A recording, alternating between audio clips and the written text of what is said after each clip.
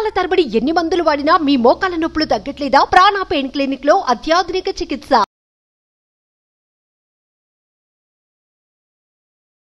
So ప్రత్యేకించి చాలామంది అడిగేది ఏంటంటే క్లాసెస్ ఎక్కడెక్కడ జరుగుతున్నాయని అడుగుతూ ఉంటుంటారు సార్.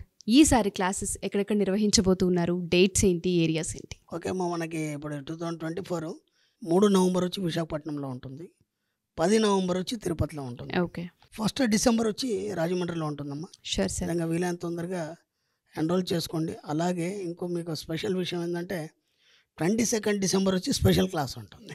22 డిసెంబర్ మనకి స్పెషల్ క్లాస్ ఉంటుంది. ఓకే, వీలైనంత తొందరగా స్పెషల్ క్లాస్కి ఎన్రోల్ చేసుకోవాలి. ఎందుకంటే లాస్ట్ టైం కూడా చాలా రష్గా ఉండింది. దాని గురించి నేను మళ్ళీ నెక్స్ట్ ఎపిసోడ్లో దాని గురించి ఎక్స్ప్లెయిన్ చేస్తాను. డెఫినెట్గా సార్, దాని గురించి వివరణ ఇస్తాను. Sure sir. Thank you sir. నమస్కారం అండి, డాక్టర్ శ్రీ ఆచార్య అనంతకృష్ణ స్వామి గారు. నమస్కారం. ఎపిసోడ్లో ఏం చెప్పబోతున్నారు? అంటే మనం ఏం చెప్పుకుంటూ వస్తున్నామంటే ఇప్పటివరకు అసలు మన సబ్జెక్ట్ ఏంది? డబ్బు కాన్సెప్ట్. ఈ డబ్బు కాన్సెప్ట్లో డబ్బు రావాలన్నప్పుడు నువ్వు ముందు ఎలా తయారు కావాలి, ఎలా అంటే మనం ముందు పాత్ర శుభ్రం చేసుకుంటే దాంట్లో ఏదైనా వేసుకొని తినవచ్చు. అవును, పాత్ర శుభ్రంగా లేదనుకోండి ఏమి తినలేము. కాబట్టి ముందు పాత్ర శుభ్రం చేసుకుంటూ వచ్చాము ఇప్పటివరకు. అలాగే ఇంకా మనం ఏమేమి చేయాలి, ఏమేమి చేస్తే మనము మన జీవితంలో మనం అనుకునే సాధిస్తాము, లేదా డబ్బు వైపు మన ప్రయాణం చాలా సాఫీగా సాగుతుంది. ఆ విషయంలో నేను కొన్ని విషయాలు చెప్తాను. ఓకే, మనకు కొన్ని నమ్మకాలు ఉంటాయి. ఏం నమ్మకాలు అంటే పిచ్చి నమ్మకాలు, అంటే చాదస్తాలు నమ్మకాలు. ఇవన్నీ ఎలా ఉంటాయంటే మనల్ని దిగజారొస్తాయి, మనల్ని ముందుకు పోనివ్వవు. మనకి అర్థమైందా? అంటే అలాగే కట్టి పెడతాయి. ఇది ఇలాగే చేయాలి, ఇది ఈరోజే చేయాలి, ఇలాంటి కొన్ని నమ్మకాలు ఉంటాయి. ఇప్పుడు మనం ఏం చేస్తామంటే అనుకోకుండా మీ ఆయన మీకు ఒక నగ కొని ఇస్తా అన్నాడు, లేదంటే ఒక షాపింగ్ తీసుకెళ్తా అన్నాడు. అనగానే మీరు ఏమంటారంటే రేపు అష్టం ఉందండి రేపు వద్దు. ఓకే, అవును. లేదా రేపు అమావాస్య ఉందండి రేపు వద్దు, మనం తర్వాత రోజు మంచి దర్శనం ఉంది లేకపోతే ఇంకేదో ఉంది, ఇవన్నీ. ఎప్పుడైనా మీకు ఏమన్నాడు అంటే ఒక నగ కొని ఇస్తా అన్నాడు, లేదంటే ఒక షాపింగ్ చేయిస్తా అన్నాడు. షాపింగ్ కానీ నగ కానీ ఏదైనా కావచ్చు, అది మీకు సంపద. అది అవును, సంపదని మీ ఇంట్లోకి ఆహ్వానం చేయాలి తప్ప దానికి మీరే అడ్డుకట్టవేయద్దు. అర్థమైందా? ఏదైనా సరే వస్తున్నప్పుడు స్వీకరించే మనస్తత్వం కలిగి ఉండాలని మనం ఇంతకుముందు వీడియోలో చెప్పుకున్నాం. స్వీకరించే మనస్తత్వం నీకు లేదు. ప్రతిదానికి నువ్వు కొచ్చినేయడం కానీ, లేదంటే నీ యొక్క పిచ్చి నమ్మకాలతోని వాటిని అడ్డుకట్ట వేయడం చేయడం వల్ల ఏమవుతుందంటే వచ్చేది కాస్త ఆగిపోతుంది. అర్థమైందా? కాబట్టి మన సబ్జెక్ట్లో ఎలాంటి ముహూర్తాలు లేవు. ఎందుకంటే మన సబ్జెక్ట్లో జ్యోతిష్యం లేదు కదా. జ్యోతిష్యంలో ముహూర్తాలు ఎక్కడ ఉంటాయి? ముహూర్తాలు లేవు. అలాగని చెప్పేసి మంచి రోజా ఇది చెడు రోజా అట్లాంటిది ఏం లేదు. ఎందుకంటే 24 గంటలు నువ్వు ఎక్సలెంట్ పాజిటివ్ వైబ్రేషన్తో కూడి ఉంటావు. పాజిటివ్ వైబ్రేషన్తో కూడున్న తర్వాత మళ్ళీ నువ్వు ఇవన్నీ చూసినప్పుడు నెగిటివ్ వైపే ప్రయాణం చేస్తున్నట్టు అయినప్పుడు నీ దగ్గరికి ఎలా వస్తాయి? అర్థమైందా? ఇలాంటి చాదస్తాలు మూఢనమ్మకాలు మనకు బాగా ఉంటాయి. ఇది ఈ రోజే చేయాలి, ఇది ఆ రోజే చేయాలి. ఇప్పుడు అమావాస్య రోజు మనం ఏం పనులు చేయం, అన్ని మూసుకొని కూర్చుంటాం. అమావాస్య రోజు తమిళనాడులో బ్రహ్మాండంగా పూజలు చేస్తారు, ముహూర్తాలు కూడా చేస్తారు. అవునా కదా? అంటే అక్కడ సాంప్రదాయం ప్రకారం వాళ్ళు చేస్తారు, మనం చేయొద్దు, అట్లాంటిది కాదు. సంపద రావడానికి మనం ఎలాంటి అడ్డుకట్ట వేయద్దు, దానికి ఎలాంటి ముహూర్తాలని కానీ లేకపోతే ఎలాంటి మంచి రోజులు కానీ అవన్నిటితో సంబంధం లేదు. మన సబ్జెక్ట్లో అది లేనే లేదు. ఏదొచ్చినా స్వీకరించే మనస్తత్వం కలిగి ఉండాలి. ఏదొచ్చినా మనం దాన్ని ఎక్సెప్ట్ చేయగలగాలి. అంటే దాన్ని మనస్ఫూర్తిగా స్వీకరించినప్పుడు మాత్రమే అది దగ్గర రావడం అని. అంటే ఒకదాన్ని మనం స్వీకరించినాం, ఇంకోటి వస్తుంది. ఇప్పుడు మనం ఇంట్లో అమ్మవారు వంట చేస్తారు, లేదా ఎక్కడైనా ఫంక్షన్స్కి వెళ్తాము, లేకపోతే ఎవరి దగ్గరికైనా భోజనానికి వెళ్తాము. ప్రతి దగ్గర మనం వంకలు పెడతాం, ఇది బాగాలేదని, లేకపోతే ఇది ఇలా ఉంటే బాగుండు, అలా ఉంటే బాగుండు, నేను ఇది తినాను, ఇలాంటివి చాలా చూశాను.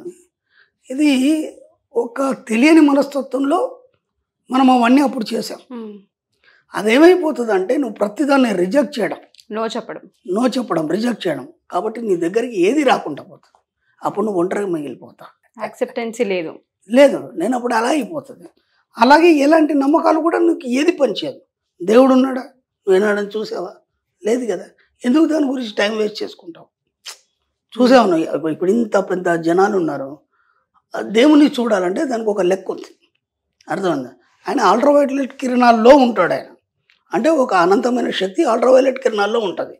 దాన్ని చూసే ఎనర్జీ నీ కళ్ళకి లేదు, కాబట్టి నీకు దేవుడు కనిపించాడు. అర్థమైందా?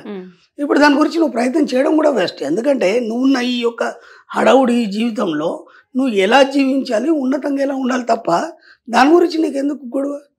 అలాగని దయ్యం ఉందా లేదా దాన్ని కూడా నువ్వు చూడలేదు కదా. ఎవరు చూసిన వాళ్ళు ఇప్పటిదాకా మనకు చెప్పలేదు కదా ఇది ఇలా ఉంది అది అని. వాటి గురించి టైం వేస్ట్. మన సబ్జెక్ట్లో అవన్నీ లేవు కదా. మన సబ్జెక్ట్లో డబ్బు కళ్ళతో చూస్తున్నాం కదా, స్పర్శ చేస్తున్నాం కదా, స్మెల్ చేస్తున్నాం కదా, అవునా కదా? ఏదైతే మనం చూస్తున్నామో అంటే పార్టికల్గా ఏదైతే మనం తాకుతున్నామో, ఏదైతే స్పర్శ చేస్తున్నామో దాన్ని అనుభవించండి. లేని దాని గురించి ఆలోచించి టైం వేస్ట్ చేసుకోవడం వద్దు. ఓకేనా? అలాగే ముహూర్తాలు కానీ, గ్రహాలు కానీ, నక్షత్రాలు కానీ ఇవన్నీ మన సబ్జెక్టులో లేవు, పనిచేయవు. ఎందుకంటే జ్యోతిషం లేనప్పుడు అవన్నీ లేవు మన సబ్జెక్ట్లో. వాస్తు అనేది అసలు సబ్జెక్టే లేదు. ఇక్కడ ఏమవుతుందంటే మనకు ఒక నమ్మకాలు మనల్ని పట్టి పీడించి ఇప్పటి వరకు వాటితోని బందీ అయిపోయి మన ఉనికిని మనం కోల్పోయి వాస్తవాన్ని తెలుసుకోలేకపోతున్నాం. ఒక 2 ఎగ్జాంపుల్ చెప్తాను. మగవాళ్ళు ఎప్పుడైనా ఏడవంగా చూసారా మీరు? సామాన్యంగా మగవాళ్ళు ఏడవరని తెలుసు, అవునా కాదు? ఎందుకు ఏడవరు? వాళ్ళు కూడా ఏడుస్తారు. కానీ మన నమ్మకం ఏంటంటే మగవాళ్ళు ఏడవరు. అర్థమైందా? ఆడవాళ్ళు చెట్లెక్కగలరా? ఎక్కరు కదా. ఎందుకు ఎక్కరు? పెద్ద పెద్ద కొండలు ఎవరెస్ట్లో ఎక్కుతున్నారు కదా, చెట్టు ఎక్కడం పెద్ద సమస్యన. అంటే ఆ నమ్మకాలు మనకు బలపడిపోయినాయి. ఏమని? ఆడవాళ్ళు చెట్లు ఎక్కరు, మగవాళ్ళు ఏడవరు. అర్థమైందా? అది ఏమైపోయిందంటే మన సబ్కాన్షియస్ మైండ్ని పట్టుకొని ఉంది. అలాగే పేదవాడు ధనవంతుడు కాలేడు అనేది కూడా మన సబ్కాన్షియస్ మైండ్ పట్టుకొనికొచ్చు. అర్థమైందా? కానీ దాన్ని బద్దలు కొట్టి ఈరోజు మన సబ్జెక్టు ఒక సామాన్య గృహిణి కూడా ఇవాళ కోట్ల రూపాయలు సంపాదిస్తున్నారు. దాన్ని మనం బ్రేక్ చేసాం. మన సబ్జెక్ట్ ఏంది, మన కాన్సెప్ట్ ఏంది? ప్రతి పేదవాడు ధనవంతుడు కావాలి. ఎలా అవుతాడు? ఆ సబ్జెక్ట్లో ముందు మన సబ్జెక్టులోకి రావడానికి నువ్వు ప్రక్షాళన కావాలి. నేను అదే చెప్తున్నాను. మీరు పాత్రని శుభ్రం చేసుకోవాలి. ఆ శుభ్రం చేసుకోవడం భాగంలో ముందుగా మీ మూఢనమ్మకాలని, చాదస్తాలని, అర్థమైందా? ఇది ఇలాగే చేయాలి, ఇది ఇలా చేయబోతున్నాడు. కొందరు ఎలా ఉంటారంటే ఇప్పుడు మీ ఇళ్ళల్లో కూడా మగవాళ్ళు కానీ ఆడవాళ్ళు కానీ ఈ టేబుల్ ఇలాగే ఉండాలి, దాని మీద పేపర్ అలాగే ఉండాలి, ఆ గ్లాస్ అలాగే ఉండాలి, ఈ బుక్స్ నేను ఇక్కడ పెట్టాను, ఎవరు జరిపేది? దాని గురించి పెద్ద రభస, అవునా కదా? నేను ఇంతకుముందు ఏం చెప్పానంటే ప్రతి 6 నెలలకు ఒకసారి కానీ లేదా ఒక వీక్లీ వన్స్ కానీ కొన్ని వస్తువుల్ని మార్చండి. అటు నుంచి ఇటు మార్చండి, కొత్త వస్తువులు తెచ్చిపెట్టండి. దానివల్ల ఏమవుతుందంటే మీకు కొత్త కొత్త ఆలోచనలు. లేకపోతే ఏమవుతుందంటే నీ సబ్కాన్షియస్ మైండ్ దానికే బందీ అయిపోయి కొత్త ఆలోచనలు ఆలోచించకుండా దాంట్లోనే మగ్గిపోయి నువ్వు ఎదగకుండా ఉండిపోతావు. అర్థమైందా? ఇక్కడ ప్రతిదానికి, సృష్టిలో ప్రతిదానికి ఒక చలనం ఉంది. ఇప్పుడు మనం కదలకుండా కూర్చున్నాం, మనం కదులుతున్నామా? కదలట్లేదు. కానీ భూమితో పాటు మనం కదులుతున్నాం. ఆ విషయం తెలియదు చాలా మందికి. భూమి తిరుగుతుంది కదా, నువ్వు ఎక్కడున్నా సార్ నువ్వు కదులుతున్నావు, అది నీకు తెలియదు. అది ఆ స్పీడ్లో నువ్వు ఆ వేగంలో నీకు తెలియదు అది. కానీ మనం ఏమనుకుంటున్నాం, నేను స్థిరంగా ఉన్నాను అనుకుంటున్నాం. అంటే ఇక్కడ ఉన్నటువంటి ప్రకృతిలో కానీ విశ్వంలో కానీ ప్రతి వస్తువుకి కదిలే గుణం అనేది ఒకటి ఉంది, సహజ గుణం అది. అర్థమైందా? అన్నీ కదిలినప్పుడు నువ్వెందుకు కదలవు? నీ ఆలోచనలు ఎందుకు కదలవు? నువ్వు ఉన్న అట్మాస్ఫియర్ నుంచి నువ్వు ఎందుకు బయటపడవు? ఒక ఇల్లు ఉంది, ఆ ఇంట్లోనే ఉంటాం మనం. ఇది బాగుంది, ఇళ్ళకి వచ్చిన తర్వాత ఒక బండి కొన్నాడు వాడు, అంతకంటే ఏం కొనలేదు, లేదా వాళ్ళ ఆవిడ కొన్నాగా కొన్నాడు, ఇక ఆ ఇల్లు వదిలిపెట్టి పోలేమే. అదే జీవితం కాదు కదా, ఇంకా నువ్వు చూడాల్సిన చాలా లైఫ్ ఉంది కదా. అంటే ఇలాంటి చాదస్తాలు ఏవైతే ఉన్నాయో మనల్ని ముందుకు పోనీయకుండా మనం ఎప్పుడు బంధించేసి పెడతాం. కాబట్టి ముందు ఆ చాదస్తాల నుంచి బయటపడండి, మూఢనమ్మకాల నుంచి బయటపడండి. అంటే ఇప్పుడు కొన్ని మనకు మొక్కులు ఉంటాయి, దేవుడు ఎప్పుడు నీకు ఇబ్బంది పెట్టాడు. మనకేం నమ్మకాలు ఉంటాయి? ఆ మొక్కు తీర్చలేదు కాబట్టి ఇలా ఇబ్బంది వచ్చిందేమో అన్న భయం ఉంటుంది. నేను ఈ మాట కూడా చెప్పాను. ఏమన్నానంటే దేవుళ్ళు పూజలు మన సబ్జెక్టులో లేవు, కానీ మన పెద్దవాళ్ళు ఉన్నారు. వాళ్ళు ఆ నమ్మకంతోనే ఇంత గొప్ప పెద్ద లైఫ్ని లీడ్ చేశారు వాళ్ళు. కాబట్టి వాళ్ళు ఏమన్నా అన్నారు అనుకో, అరే మనం ఇది చేయాలి, చేసేయండి వాళ్ళ తృప్తి కోసం. అర్థమైందా? వాళ్ళని ఇబ్బంది పెట్టొద్దు, వాళ్ళని ఎక్కడ కూడా ఇబ్బంది. సరదాగా మీరు వెళ్ళండి, వాళ్ళతో పాటు ఏం చేయనో చేసేసి రండి, అంతేగాని అది మీ జీవితం కాదు. అది మీ జీవితం కాదు. మీ జీవితం వేరు, అది వేరు. దేన్నైనా మీరు ఎలా చూస్తారంటే మీ లైఫ్ వేరు, బాహ్య ప్రపంచం వేరు. దానికి దీనికి భిన్నంగా ఉండండి, మ్యాక్సిమం భిన్నంగా ఉండండి.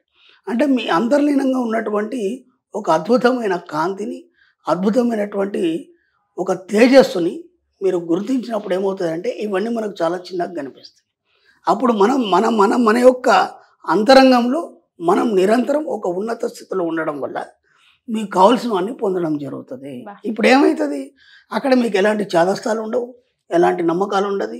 ఒక దేవుడు కావచ్చు, ఇంకా దేవత కావచ్చు, పూజలు కావచ్చు, అవన్నీ కూడా మీ నుంచి దూరంగా ఉంటాయి. దాన్ని కలుపుకున్నారనుకోండి, దాంతో మీరు మిళితం అయిపోతారు. అప్పుడు మీరేమీ సాధించలేరు. కాబట్టి బాగా గుర్తుంచుకోండి, పిల్లల విషయంలో కానీ, భర్త విషయంలో కానీ, ఇంట్లో ఫ్యామిలీ విషయంలో కానీ ఎవరికి ఏది చెప్పకండి. ఎవరి స్వేచ్ఛకు వాళ్ళని వదిలేయండి. ఓకేనా? ఎందుకంటే అందరికి బరువులు బాధ్యతలు తెలుసు. అర్థమైంది? మీరు అనవసరంగా రుద్దకండి. ఇది ఇలాగే ఉండాలి, నువ్వు ఇలాగే చేయాలి. ఇంతకుముందు కూడా చెప్పాను నేను, పిల్లలకి ఎలాంటి జాగ్రత్తలు చెప్పకండి అని. అర్థమైంది? వాళ్ళని ఒక ఫ్రెండ్లీగా చూడండి. ఒక ఫ్రెండ్తో మీరు ఎలా ఉంటారు అలాగే చూడండి. ఓకేనా?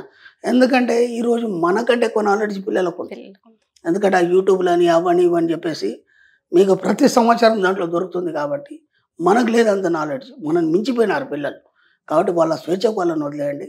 ఎలాంటి చాదస్తాలు నమ్మకాలు వాళ్ళ మీద రుద్దకండి, మీరు నమ్మకండి. తప్పకుండా సార్.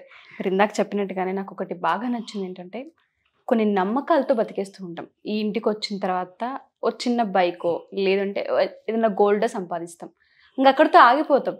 ముందుకు వెళ్ళడానికి మనసు కానీ మా ఆలోచనలు కానీ సహకరించు. అది ఎప్పుడైతే మారుతూ ఉంటుంటుందో జీవితం చాలా ఉందని అర్థమవుతూ ఉంటుంది. ఇప్పుడు విచిత్రం ఏంటంటే ఆ ఇంటి ఓనర్ వెళ్ళిపోమన్న భయమే. ఎందుకంటే పెద్దలు చూసుకోవడం వల్ల రెంట్ ఎక్కువ కావాలి. అవునవును, అవునా? ఆ భయం కూడా ఉంటుంది. ఆ భయం ఒకటి.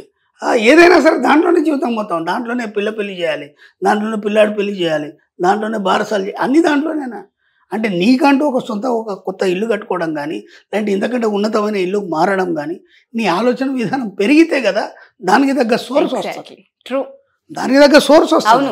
నువ్వు ఇలాగే ఉంటే ఇంతే ఉంటుంది. నేను ఇంతకుముందు కూడా చెప్పాను, నీ యావరేజ్ని నువ్వు పెంచుకోనంత మట్టుకి నువ్వు అదే శాలరీలో ఉంటావు. ఇప్పుడు నెలకు నువ్వు 30,000 వస్తుంది, ఆ 30,000లోనే సర్దుకోవాలనే మనస్తత్వం ద్వారా నువ్వు అంతకు మించి నువ్వు పోలేవు.